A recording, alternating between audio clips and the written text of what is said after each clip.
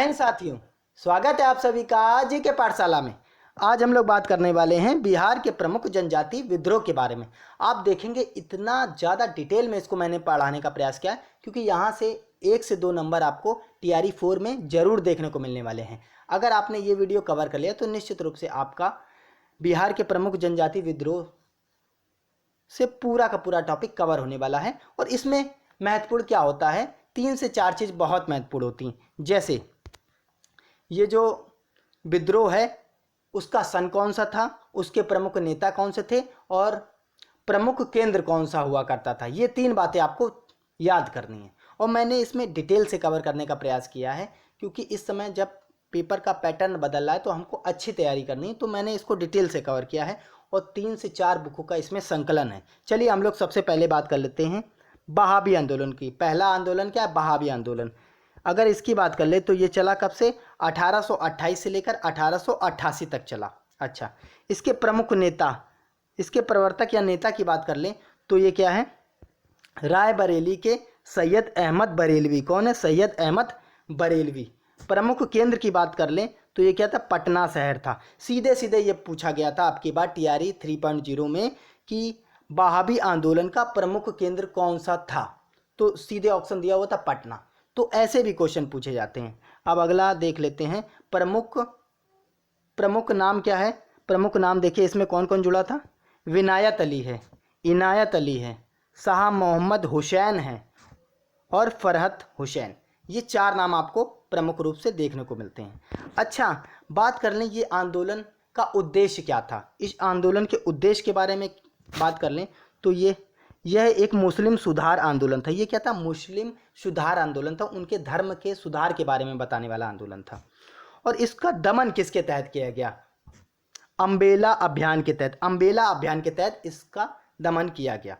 अच्छा, ये किसकी वजह से लगाया गया था? ये बहावी जो आंदोलन किसकी वजह से हुआ? जो बढ़ी हुई दाढ़ी, जो हम लोग दाढ़ी नहीं देखते हैं, आप लोग दाढ़ी लोग लड़के लोग रखते हैं, तो बढ़ी हुई दाढ़ी पर टैक्स देना पड़ता था। उसके प्रति क्या था? ये आंदोलन प्रारंभ किया गया था। बढ़ी हुई दाढ़ी पे टैक्स की वजह से ये आंदोलन प्रारंभ किया गया था। चलिए अगले आंदोलन की बात कर लेते हैं। अगला आंदोलन है नोनिया विद्रोह। अगला आंदोलन क्या है? नोनिया विद्रोह। ये कब से कब तक चला? 1770 से 1800 तक क्या है? नोनिया विद्रोह चला। इसका प्रमुख केंद्र की बात कर लें तो ये है हाजीपुर है, तिरहुत है, सारण है और पूर्णिया। इसके 4 प्रमुख केंद्र हुआ करते थे। हाजीपुर हो गया, तिरहुत हो गया, सारण हो गया, पूर्णिया। अच्छा, उद्देश्य, प्रमुख उत्पादन क्या करते थे? ये क्या करते थे? नोनिया विद्रोह सोरा का उत्पादन करते थे। ये लोग क्या करते थे? सोरा का उत्पादन करते थे। अच्छा, इसका प्रयोग क्या होता था? इसका प्रयोग बम और बारूद बनाने में इसका प्रयोग किया जाता था। चलिए अगला देख लेते हैं। अगला है लोटा विद्रोह। अगला कौन सा है? लोटा विद्रोह है। सारे के सारे विद्रोह आपके खत्म होने वाले हैं। या इस क्लास में कर दें या एक और क्लास ले लेंगे, एक और क्लास ले लेंगे क्योंकि काफ़ी आंदोलन है जो मैं ख़त्म करने वाला हूँ इसमें विद्रोह, तो एक और ले लेंगे। लेकिन इसमें प्रमुख मैं कराने का प्रयास करता हूँ। ये जो लोटा विद्रोह है ये 1856 में प्रारंभ हुआ। अच्छा, बात कर ले स्थान क्या था? स्थान था मुजफ्फरपुर सेंट्रल जेल। स्थान क्या था? Muzaffarpur central jail. अच्छा, कारण क्या हो गया लोटा विद्रोह करने का? लोटा विद्रोह करने का प्रमुख कारण था जो वहाँ पे कैदी हुआ करते थे उनको पहले पीतल का लोटा दिया जाता था, परंतु उसके बाद उनको क्या है? मिट्टी का लोटा दिया गया। जब मिट्टी का लोटा दिया गया तो उन्होंने आंदोलन कर दिया। उन्होंने आंदोलन कर दिया और नंगी हड़ताल कर दी सभी ने मिलकर। तो इसकी वजह से उनको क्या है? फिर से उनको पीतल का लोटा देना पड़ा।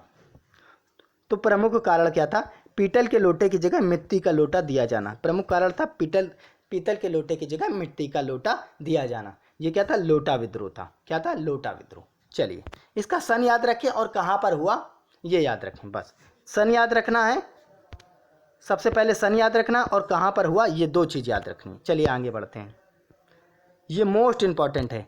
ये वाला क्या है? मोस्ट इंपॉर्टेंट है कोल विद्रोह। कोल विद्रोह की बात कर लें अगर हम लोग तो ये 1831 से 1832। सबसे पहले आपको सन याद रखना है।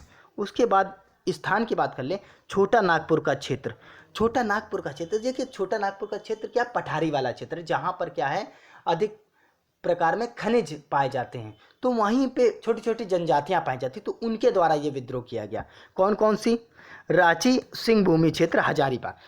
स्थान क्या है? छोटा नागपुर का क्षेत्र, रांची सिंह भूमि हजारीबाग, ये स्थान पूछा जाएगा। अगर कौन कौन सी जनजातियों ने भाग लिया वो बात कर लें तो क्या है? हो जनजाति हो गई, उराव जनजाति हो गई, मुंडा जनजाति हो गई, भूमिज जनजाति हो गई। इन जनजातियों के लोगों ने इसमें भाग लिया। देखा जाए तो वास्तव में ये भी एक मुंडा विद्रोह था। ये भी क्या था? एक मुंडा विद्रोह था। लेकिन इसका कारण क्या था? कारण क्या था? भूमि संबंधी असंतोष। क्या है भूमि संबंधी असंतोष? आदिवासियों की जमीन पर गैर आदिवासियों द्वारा अधिकार किया जाना। मतलब जो आदिवासियों की जमीन थी उसका गैर आदिवासियों द्वारा अधिकार किया जाना। अच्छा, मुख्य क्या इसको याद रखना है? प्रमुख नेता। प्रमुख नेता जरूर पूछ लेता है। जैसे कौन है? बुद्धो भगत हैं, सिंह राय हैं, बिंद राय हैं। बुद्धो भगत हो गए, सिंह राय, बिंद राय, सुरगा मुंडा।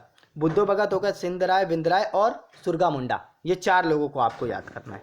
चलिए अगर बात कर लें नोट, ये देखिए पूरा का पूरा मैंने बुकों से एक एक डाटा निकाल के रखा है, इससे अच्छा आपको कहीं नहीं मिल पाएगा। फिर बात कर ले 1820 में तमाड़ विद्रोह हुआ। 1820 में तमाड़ क्षेत्र में क्या है? कोता मुंडा द्वारा पहला कोल आंदोलन हुआ। पहला कोल आंदोलन विद्रोह कब हुआ? 1820 में। और किसके द्वारा? कोता मुंडा द्वारा। आपको इतना याद रखना है। चलिए और आगे बढ़ते हैं। अब ये देख लीजिए, मोस्ट इंपॉर्टेंट है।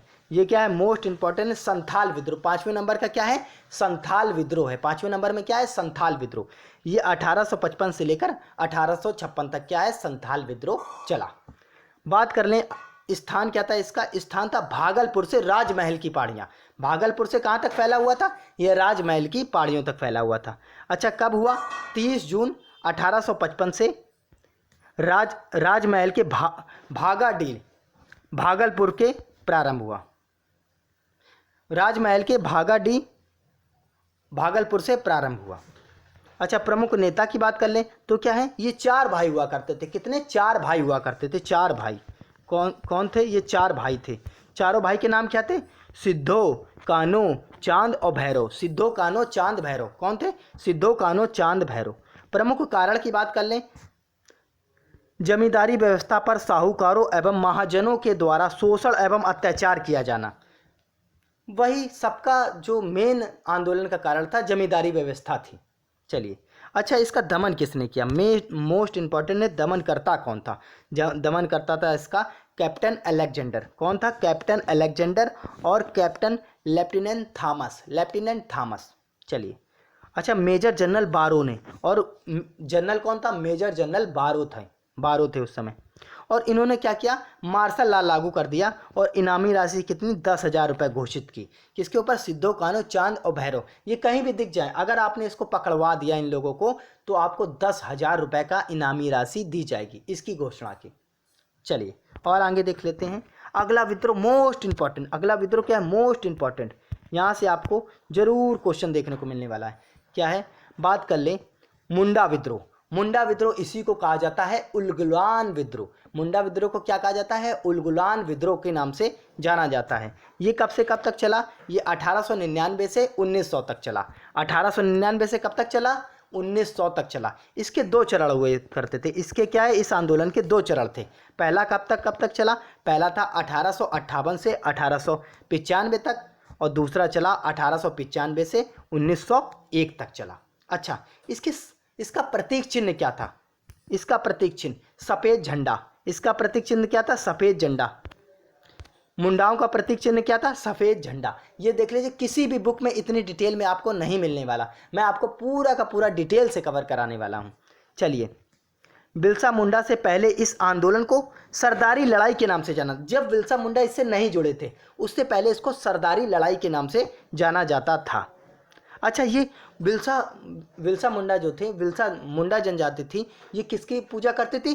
कदम और महुआ के पेड़ की। किसकी पूजा करते थे ये लोग? कदम और महुआ के पेड़ की पूजा करते थे। प्रमुख क्षेत्र की बात कर ले, छोटा नागपुर का क्षेत्र। छोटा नागपुर का क्षेत्र झारखंड। जानते हैं आप, छोटा नागपुर का क्षेत्र खनिज उत्पादन की दृष्टि से बहुत ज़्यादा उपजाऊ है। इसकी वजह से यहाँ पर आंदोलन हुआ करते हैं। इसे मुंडा या उलगुलान विद्रोह भी कहा जाता था। मुंडा विद्रोह को क्या कहा जाता है? इसका अन्य नाम क्या है? उलगुलान विद्रोह। चलिए और आगे देख लेते हैं। इस विद्रोह की शुरुआत मुंडा जनजाति की व्यवस्था, इस विद्रोह की जो शुरुआत हुई थी मुंडा जनजाति की एक जमींदारी व्यवस्था थी, जिसे क्या कहा जाता था? खुदकारी व्यवस्था। क्या कहा जाता था? खुदकारी व्यवस्था। मोस्ट इंपॉर्टेंट, क्या कहा जाता था? खुदकारी व्यवस्था कहा जाता था। अच्छा, बिरसा मुंडा के जन्म की बात कर ले। जन्म कहाँ पर हुआ? 1875 में हुआ। 1875 में कब? 15 नवंबर सन 1875 में हुआ, उल्हातू गांव में। कहाँ पर हुआ? उल्हातू गांव में। बिरसा मुंडा को क्या ये मानते थे कि मुझे धरती पर सभी की समस्याओं को हल करने के लिए भेजा है, तो ये अपने आप को धरती अब्बा मानते थे, या जगत पिता के नाम से जाना जाता था। इनका अन्य नाम क्या था? धरती अब्बा, या इन्हीं को ही जगत पिता के नाम से जाना जाता था।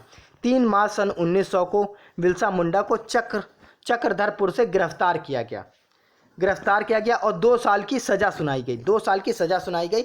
लेकिन 9 जून सन 1900 को बिरसा मुंडा की कालरा या हैजा के कारण हजारीबाग जेल में इनकी मृत्यु हो गई। हजारीबाग जेल में इनकी क्या हो गई? मृत्यु हो गई। चलिए दोस्तों, आज इतना ही रखते हैं। वीडियो बहुत बड़ा हो रहा है और इसका अगला पार्ट देखने के लिए ज़्यादा से ज़्यादा आप इस वीडियो के नीचे कमेंट कीजिए कि आपको ये वीडियो कैसा लगा और आपको किस टॉपिक पे वीडियो चाहिए बिहार स्पेशल पर। तो ज़्यादा से ज़्यादा अगर आप चैनल को शेयर करेंगे, सब्सक्राइब करेंगे, जो ऐसा ही कंटेंट मैं आपके लिए लाता रहूँगा।